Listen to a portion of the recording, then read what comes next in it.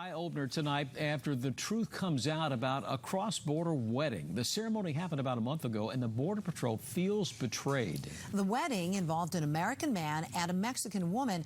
It was approved after an agreement between the Border Patrol and a group called Border Angels. Dan Plant is here now with the real story. Yeah, boy, that real story, as you said, is an eye-opener. The Border Patrol feels like they have been seriously betrayed. They thought that this would be, one of those feel-good stories, an effort to sort of mend fences with some of the immigration groups.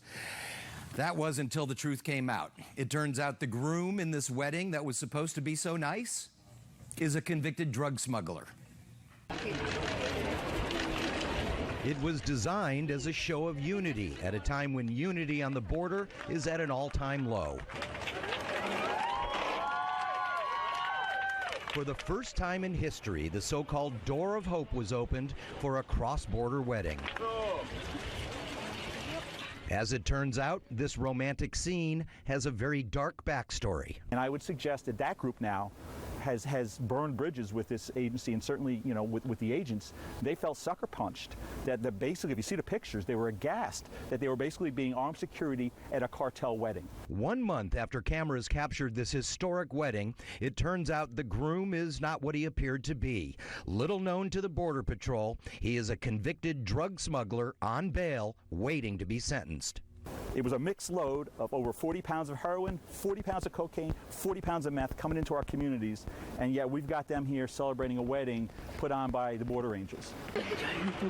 The Border Angels are led by the man you see here in the purple shirt. His name is Enrique Morones, and he arranged this wedding. He claims he had no idea that Brian Houston was a convicted drug smuggler. But he says, he's quoted as saying, that he knew that that individual had legal problems. Legal problems indeed. 120 pounds of hard drugs smuggled across the border. Morones says they, meaning the Border Patrol, should have done a better job doing a background check.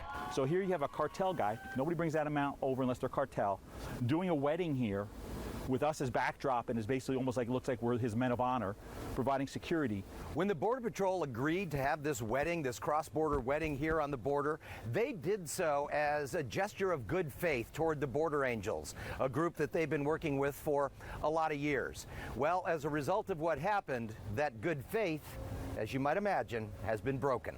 Keep in mind, this is a story that got international attention from major media outlets all over the world. At the time, it was a feel-good story about cross-border cooperation.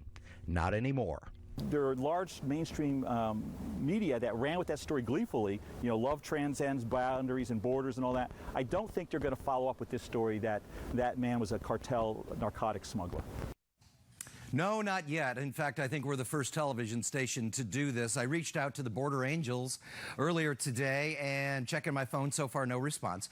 But this does come as a real punch in the gut for the Border Patrol. As he said, recently they have added sewage police to their duties, and now they have been tricked into this wedding ceremony. As for the groom, Brian Houston, well, he's going to be sentenced for drug smuggling. That's going to happen next month here in San Diego in January. 120 pounds of hard drugs coming across the border, and this guy is escorted up to this wedding like he's some kind of prince. Unbelievable. Unbelievable. It'll be a short honeymoon. Yeah, it is a short honeymoon. You're exactly right. Honeymoon over. All right. Thanks, Dan. You got it.